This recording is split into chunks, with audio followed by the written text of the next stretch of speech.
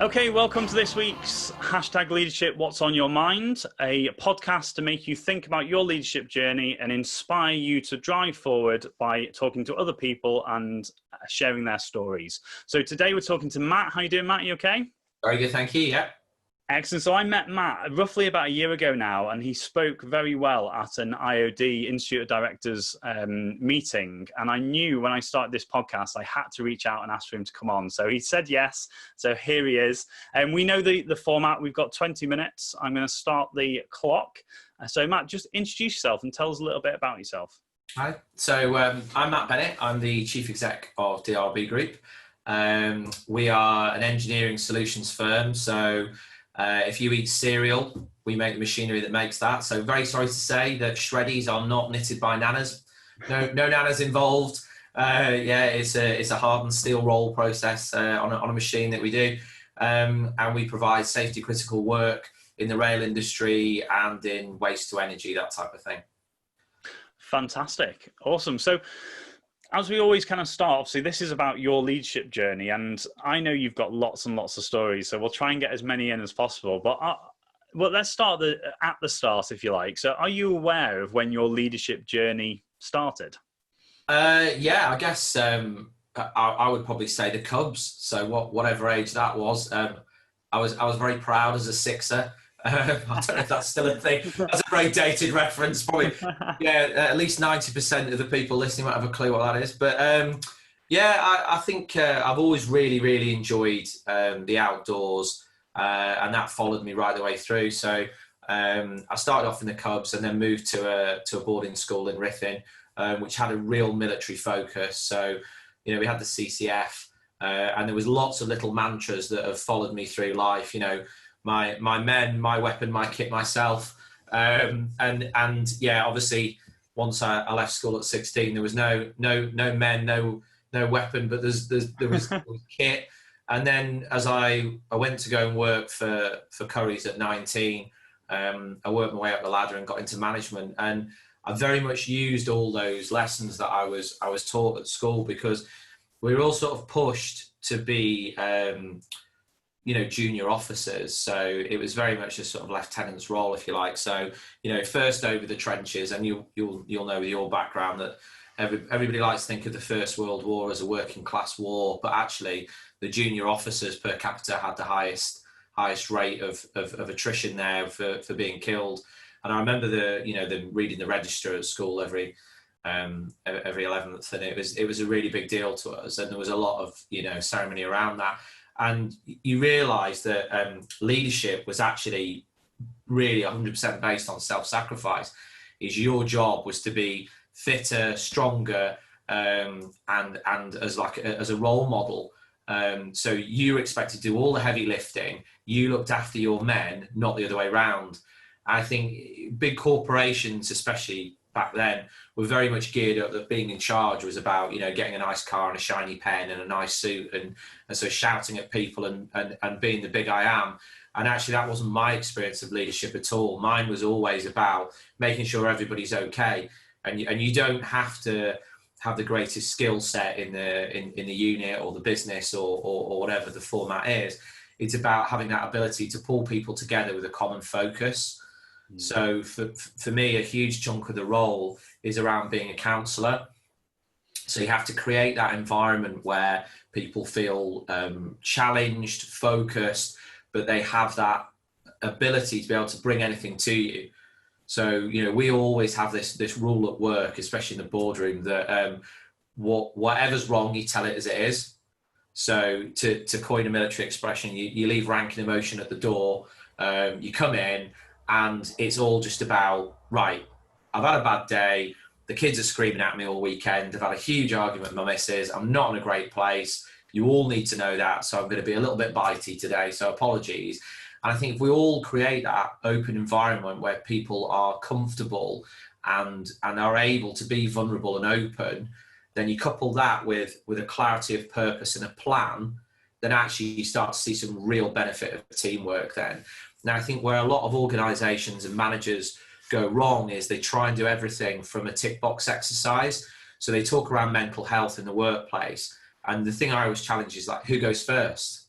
So if you've got your little book and your spreadsheet, is there anything you'd like to tell me? And we're going to go through these questions.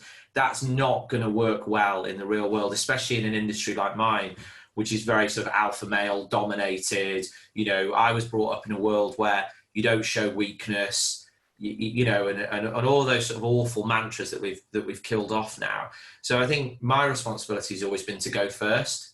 So, I very much took the lead and would say to the guys, look, I go to a counsellor once a week. I struggle with my mental health. I'm exhausted. I've got occupational burnout. I've got real challenges with the relationship with my parents. That's had an effect on me. Is there anything anyone else wants to say? And then, you sort of see people then be a bit like, oh, actually, yeah. And I think that's really, really important. And I can remember the exact moment I got to that, actually.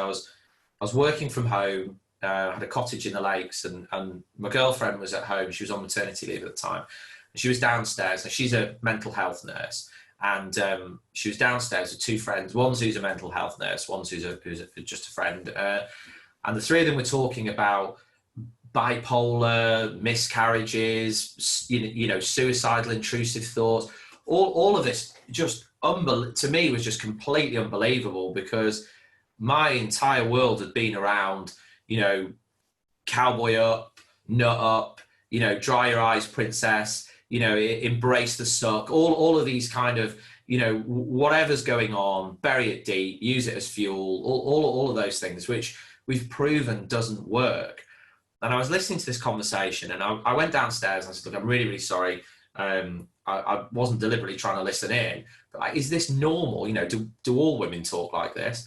And they said, no, not really, but they probably should, and they start to talk me through how many women have miscarriages, and it's a huge percentage, but how many women talk about it? So you've got all these women there that are isolated, feeling like they've failed as a woman, or they've got all these awful concerns. And this really resonated with me, because I was managing a very, very, very struggling business. We were on the ropes. We were losing huge amounts of money. There was no clarity of purpose, and we were in a bad way. We got toxic culture. And I'd been asked to give a speech in Manchester to a lot of business owners. And I was kind of struggling with how I wanted it to go. And I thought, you know what? I'm going to take that inspirational model of my girlfriend there.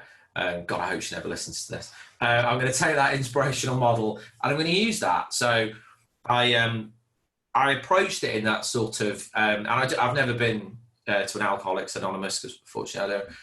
That's one of the few addictions I don't suffer from. But we're all familiar with the sort of the Hollywood format. Hi, my name is Matt. I'm an alcoholic. And actually, so I stood up. I said, I'm Matt Bennett, and at the time I was the chairman. I said, I'm the chairman of DRB Group, and you might think that means I've got an MBA, and I actually don't have any of that. My education stopped at GCSEs, because everything after that I failed. I said, and I might not be very good at running my business. I'm losing huge amounts of money, and I'll tell you why.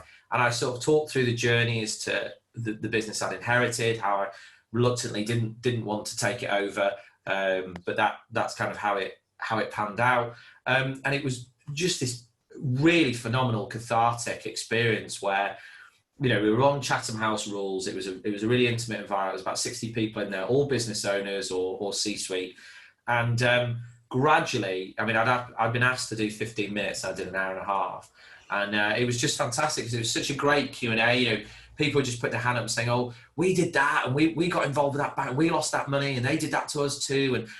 And you could see people were, and I'm struggling for the right word, not excited by any means, but I suppose that nervous relief. It's like refreshing, isn't it? It's refreshing.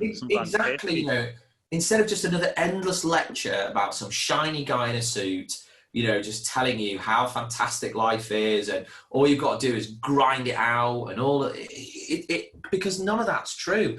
Yes, you have to work hard, and I would say it's just always effort based, but there's an element of luck in there as well. And some people are fortunate that, through timing or whatever, that their businesses have accelerated, and good for them, great.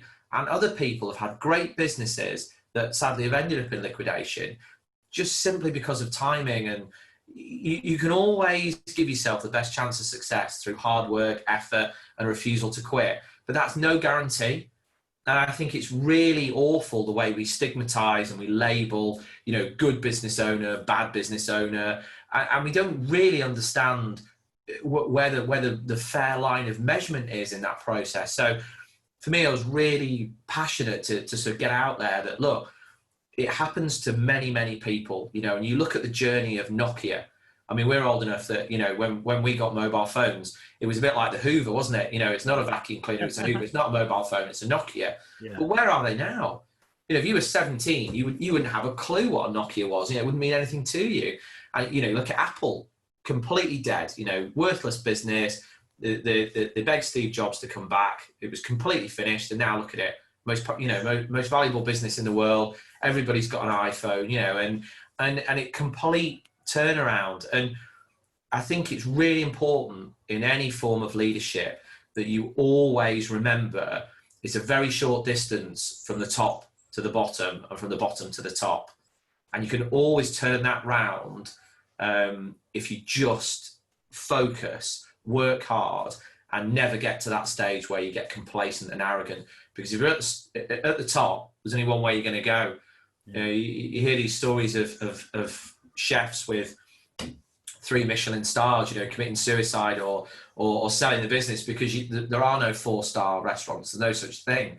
So once you've got to that 3-star, the pressure then to sustain that, I think it is very, very important that business owners and leaders are more open and honest and supportive of each other, because I don't subscribe to, you know, there's one golden rule of management, or there's this way to manage all people, or leadership is this, or leadership is that. I think it's an ever-changing, fluid landscape based on the team with whom you work, because people are messy, aren't they? They're not binary. They're not clocks. They're not computers. You cannot have a one-size-fits-all. And for me, it's so important to be open and honest with your team, to take feedback from them. You know, why do businesses have an organizational chart that's based on the hierarchy of good ideas? So whether you're the cleaner or the chief exec, a bad idea is a bad idea and a good idea is a good idea. And we run our boardroom on the basis that there's an awful lot of people just, Matt, that is an awful idea. Please shut up now. Like, we are not doing that. That's terrible.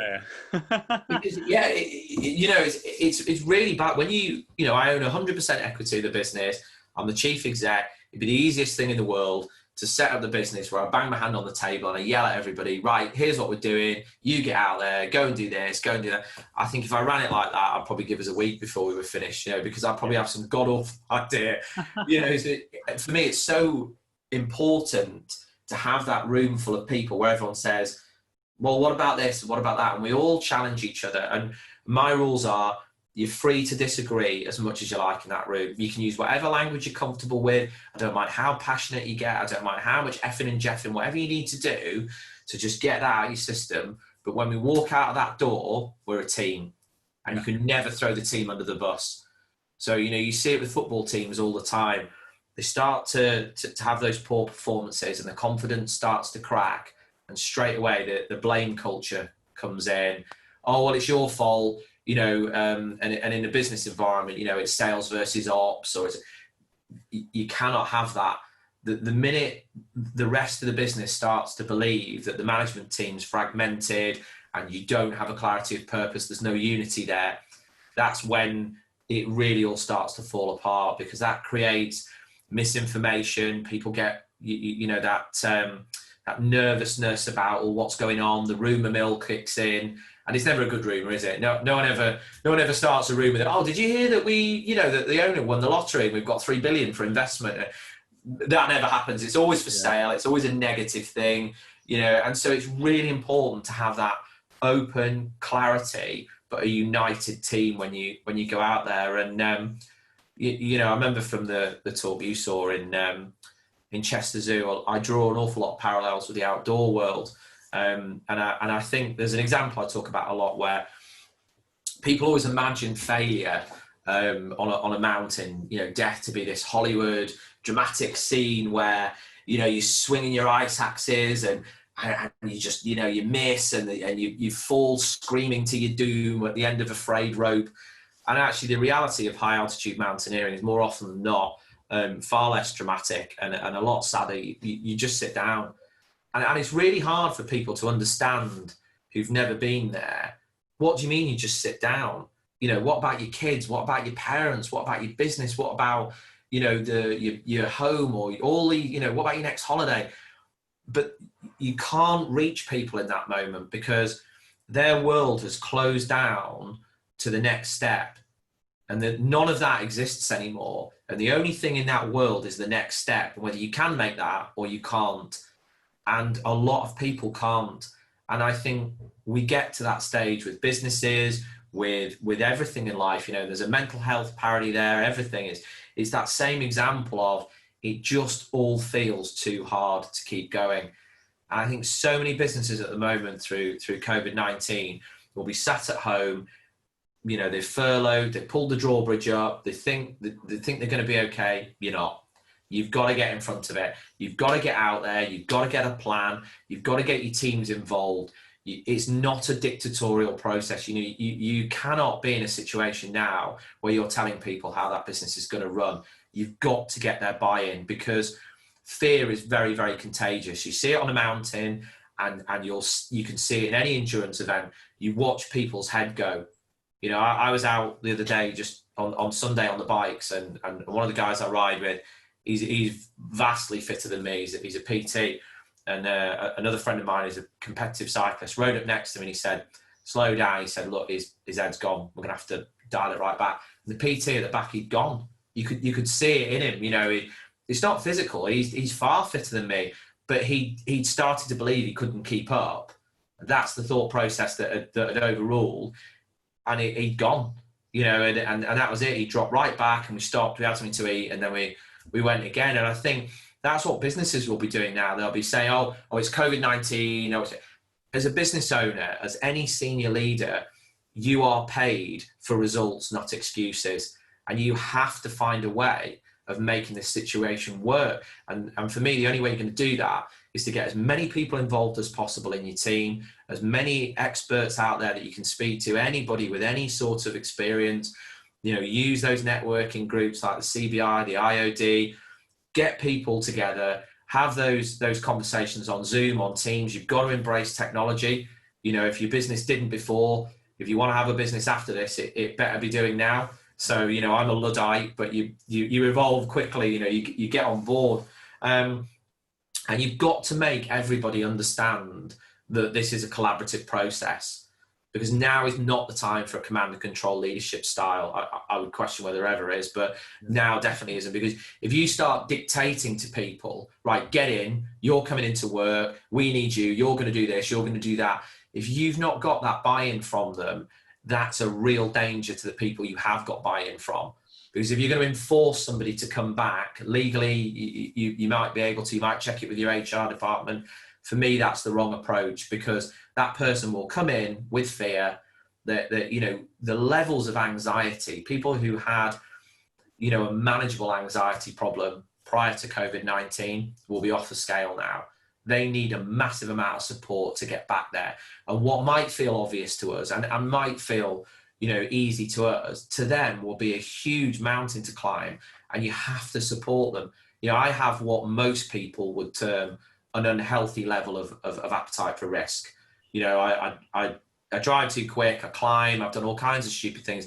One of my last holiday destinations was the Iran-Iraq border to go climbing in one of the world's largest minefields. You know, and I don't have an issue with risk if I understand it and it's managed. You know, I like that. That's what makes me feel alive. But if you ask me to go and eat dinner in a restaurant at the moment, I'm sorry, I don't feel that's a necessary risk for me. You know, I live my life based on, is the juice worth the squeeze? And however good that steak might be, which at the moment I've been mostly vegan for about 6 months, so a steak, yeah, would be fantastic. I don't think that's worth the risk of, if I get coronavirus and I take that back to my workplace and my family, for me, that's too much.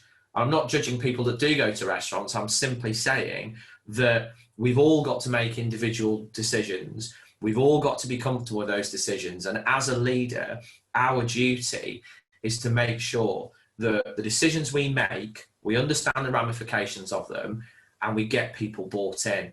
you know, you have to share those plans with people, because, you know, you imagine the uncertainty of one of your teammates who are they're sent home on furlough. They don't know the situation of the you know, the economics of the business. They might not be aware of the cash flow, when the business is going to run out of money, how it's going to run out of money, what the plan is. That uncertainty will eat at them like a cancer while they're at home, especially if they live on their own. You know, that, you know, if they've got young families, they've got perhaps they've got an overextended mortgage that they took based on the fact they've just had this promotion, and now all of a sudden that uncertainty will be destroying them. So what are you going to do as a leader to get in front of that and to give them that security and to give them that confidence? And that's not about telling, that's about discussion. So, right, guys, here's my plan. Here's what I'm planning to do. Here's how I think that will work. And then how do we incorporate that together? Is that awesome. That was a great. It's like you had a time on your side. That was an awesome finish. Thank you so much. And it's hopefully that resonates so much with the audience. So Matt, thank you so much. Thank you everybody for listening. If you're watching this on YouTube, make sure you comment, subscribe, hit the bell at the top for notifications of everyone that comes out every Wednesday. If you're watching, if you're listening on your podcast provider, make sure you hit us a review and follow the podcast, because you'll hear all the other inspirational people I've got coming on. So Matt, thank you so much. Yeah. Can I just put one quick plug in? One thing I'm absolutely desperate to get across, if anybody wants to get in contact, please do. Nobody should have to struggle as a business leader without some some support out there. So you know who you are, you know the signs of your business, you know the trouble you're in. Virtually every business can be saved if you get in front of it early enough and you go to the right place. Anybody can contact me at any time for any reason. I will more than happily support people on that journey. I can put them in the right direction, point them in the way of the right experts, and you never know where you'll get to. Do not suffer on your own. Yeah, that's fantastic. And there's going to be links attached to this to contact Matt through his LinkedIn and through social media as well. So Matt, thank you so much for your time today, and I'll see you all next week, guys. Bye. Yeah, thank you. Bye.